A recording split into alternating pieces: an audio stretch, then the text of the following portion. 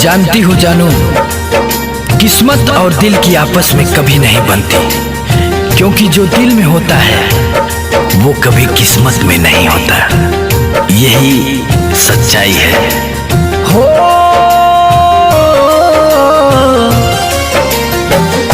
कौन कसूर बोला दिलवा के राहे, हो गईलू हमारा से दूर।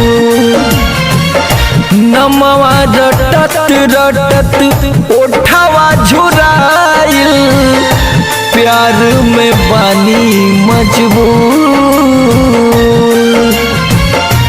ऐसन बारोग कहीं मिले ना दवाई, ऐसन बारोग कहीं मिले ना दवाई।